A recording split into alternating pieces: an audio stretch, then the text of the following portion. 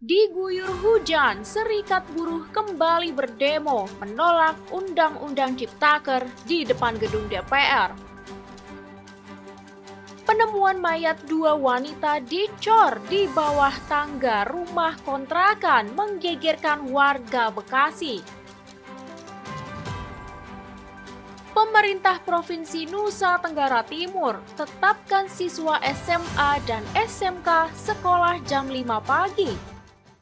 Halo Sobat Forum Keadilan, bersama saya Puspita Chandra Dewi. Inilah Forum hari ini.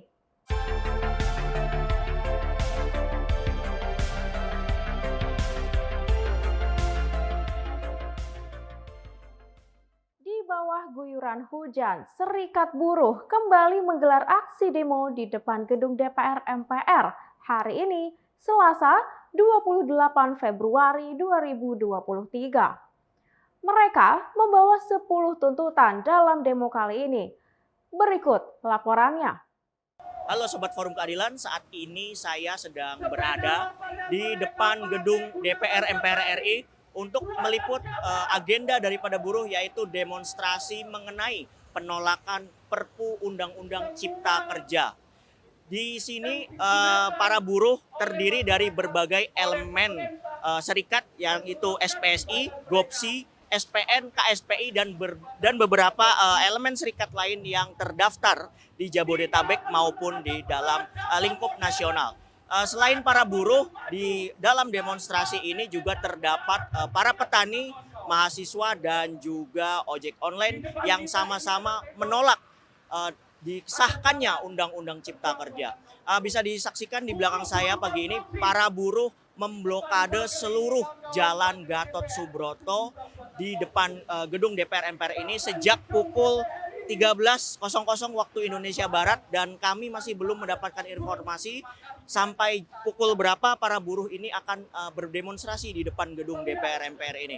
Dan bisa dilihat Sobat Forum Keadilan bahwa cuaca saat ini sedang turun hujan, dan hal tersebut tidak meluruskan atau tidak menghancurkan semangat daripada buruh untuk masih berdemonstrasi dan bersemangat untuk melakukan orasi di depan gedung DPR MPR ini. Saya Muhammad Arfan Fauzi dan Azi Tripangestu melaporkan untuk Forum Keadilan.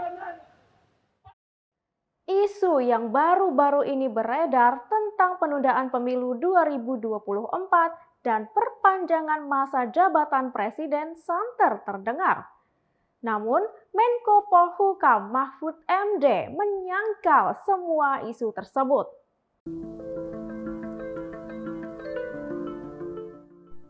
Menteri Koordinator Bidang Politik, Hukum, dan Keamanan Mahfud MD menyangkal isu pemilu 2024 ditunda dan masa jabatan presiden diperpanjang. Mahfud MD menegaskan hal tersebut dalam acara cangkrukan Menko Polhukam bertajuk Tertib di Tahun Politik Menuju Indonesia Maju pada Selasa 28 Februari 2023. Mahfud MD menyebut pemerintah telah menyiapkan pemilu yang diselenggarakan setiap 5 tahun sekali pada 2024 mendatang sesuai dengan kalender konstitusi. Mahfud MD juga mengatakan bahwa dia adalah salah satu orang yang bertanggung jawab untuk melaksanakan pemilu 2024 dengan baik. Jadi begini, saudara, acara cangkruan ini diadakan dalam rangka pemilu tahun 2024, tetapi pemilu itu harus dibekali dengan revolusi mental agar pemilu itu berjalan baik. Saya ingin memastikan kepada kita semua bahwa pemerintah mempersiapkan pemilu tahun 2024 itu bersungguh-sungguh. Pemilu akan dilakukan sesuai dengan kalender konstitusi. 5 tahun sekali, tidak ada perpanjangan, tidak ada penundaan. Sampai sekarang pemerintah begitu, dan itu yang ditunjukkan oleh pemerintah dengan semua instrumen yang disiapkan. dan saya salah seorang yang bertanggung jawab agar pemilu itu terlaksana dengan baik. Isu wacana penundaan pemilu 2024 itu berhembus usai Wakil Ketua Umum Partai Kebangkitan Bangsa (PKB) Jazilul Fawad mengatakan masih ada pihak yang mencoba menunda pemilu 2024. Namun, dirinya tidak menyebut siapa sosok tersebut. Warga Bekasi digegerkan dengan penemuan jasad wanita di sebuah rumah kontrakan. Tak hanya satu, tapi 2 jasad wanita ditemukan dicor di bawah tangga rumah kontrakan tersebut.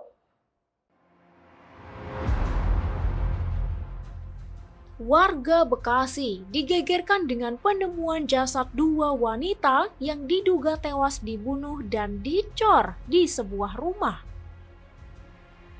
2 jasad wanita tersebut ditemukan di dalam sebuah rumah kontrakan di Jalan Nusantara, Harapan Jaya, Bekasi Utara, Kota Bekasi, Jawa Barat pada Selasa 28 Februari 2023. Selain 2 jasad wanita, jasad seorang pria dengan luka sayatan di bagian tangan juga ditemukan di rumah kontrakan tersebut. Kapolres Metro Bekasi Kota, Kombes Pol Hengki mengatakan, penemuan jasad 2 wanita tersebut berawal dari laporan suami salah satu korban yang curiga karena sejak Minggu istrinya diduga pergi mengaji, namun hingga Senin tidak pulang. Kemudian suami salah satu korban tersebut mencarinya dan menemukan titik posisi korban berada di sekitar rumah kontrakan itu. Setelah itu, petugas Babin Kamtibmas dan petugas setempat membuka CCTV dan melihat motor milik salah satu korban masuk ke dalam rumah kontrakan itu. Polisi lalu mendatangi dan mendobrak pintu rumah kontrakan tersebut.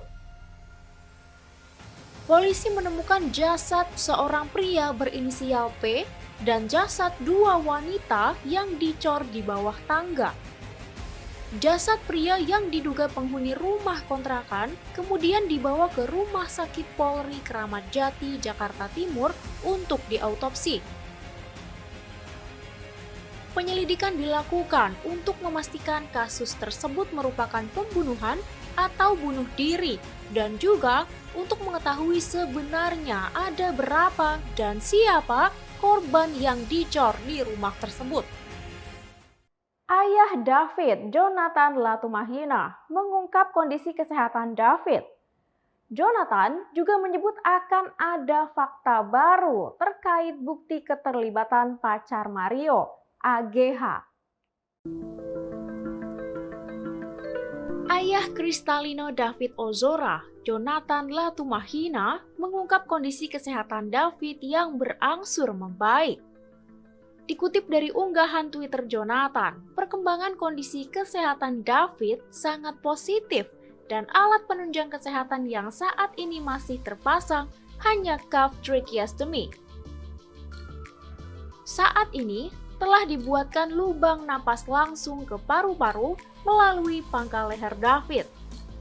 Jonathan akan tetap menempuh jalur hukum atas kasus penganiayaan yang menimpa anaknya itu. Jonathan menyebut akan ada fakta baru yang muncul mengenai bukti keterlibatan perempuan berinisial AGH. Kuasa hukum keluarga David, LBH GP Ansor Syahwat, pada Selasa 28 Februari 2023 mengatakan bahwa pihaknya akan menggelar konferensi pers untuk mengumumkan perkembangan kasus penganiayaan terhadap David. Sementara itu, telah ada 2 tersangka yang ditetapkan dalam kasus penganiayaan David, yakni Mario Dandi Satrio dan temannya Shane Lucas. Kondisi David sekarang gimana, Jo? Kondisinya masih belum sadar ya, masih belum sadar. Dan kalau dari medis memang kabar menggembirakan, ventilatornya sudah dilepas, kemudian David dipasang tracheotomy ya. tracheotomy jadi di lehernya sini diberikan lubang untuk mengalirkan oksigen langsung ke paru-paru. Tujuannya supaya jangan sampai ada kegagalan nafas. Ya mudah-mudahan bisa cepat sadar, kita semua menunggu kondisinya supaya ya bisa kita bercanda-canda lagi. Karena ini udah 8 hari dia memang masih tidur. Masih tidur ya? Ya. Iya. Pemprov NTT buat kebijakan baru masuk sekolah pukul 5 pagi untuk tingkatan SMA dan SMK. Kebijakan ini disebut untuk mendisiplinkan generasi muda bangsa. Pemerintah Provinsi Nusa Tenggara Timur melalui Dinas Pendidikan dan Kebudayaan membuat sebuah kebijakan baru. Kebijakan tersebut adalah menetapkan kegiatan belajar mengajar untuk tingkat SMA dan SMK dimulai dari pukul 5 pagi. Kepala Dinas Pendidikan dan Kebudayaan Provinsi Nusa Tenggara Timur, Linus Lusi, pada Senin 27 Februari 2023 mengatakan, Pemprov NTT berkomitmen agar 200 lembaga tingkat SMA dan SMK di NTT masuk ke dalam sekolah terbaik di Indonesia. Maka, dianjurkan kepada 10 SMA dan SMK khusus di Kota Kupang untuk menetapkan jam masuk sekolah pada pukul 5 pagi. Penetapan jam masuk sekolah pukul 5 pagi sudah mulai berjalan di SMA Negeri 6 Kupang pada Senin 27 Februari. Sedangkan untuk sekolah-sekolah lainnya masih dalam tahap sosialisasi kepada para orang tua. Menurut Linus Lusi, penetapan jam masuk sekolah pukul 5 pagi adalah bagian dari strategi untuk mendisiplinkan generasi muda bangsa. Kegiatan cuci mobil yang dilakukan Menteri Sosial Tri Risma hari ini menjadi perbincangan warganet. Bukan karena kegiatan mencuci mobilnya, tapi mobil dinas yang dicuci terlihat pajaknya telah mati.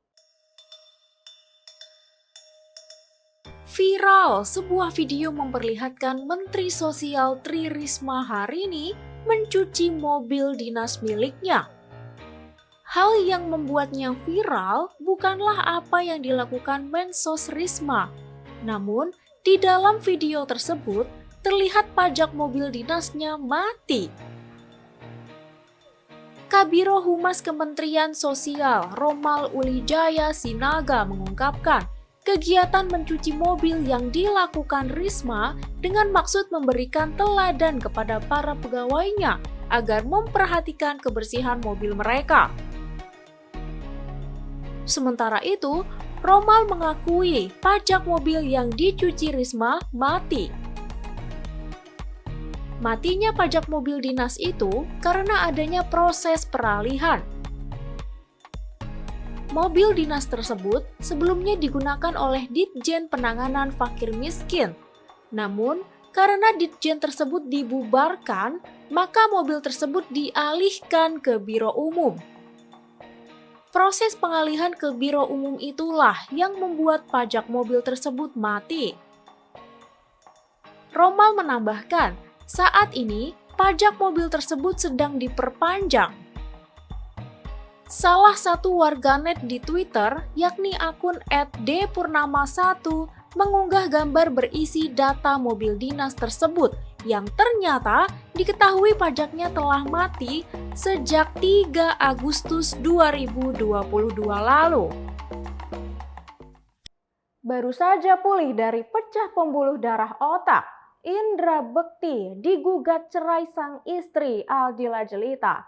Namun, pihak Pengadilan Agama Jakarta Selatan mengaku belum menerima berkas gugatan cerai tersebut.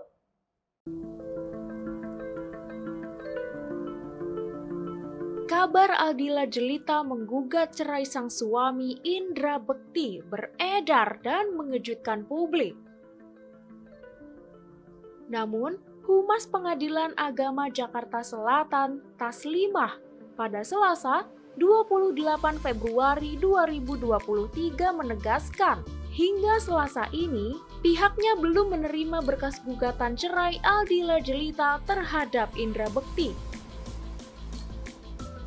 Tidak ada nama Aldila Djelita atau Indra Bekti yang terdaftar di SIPP Pengadilan Agama Jakarta Selatan.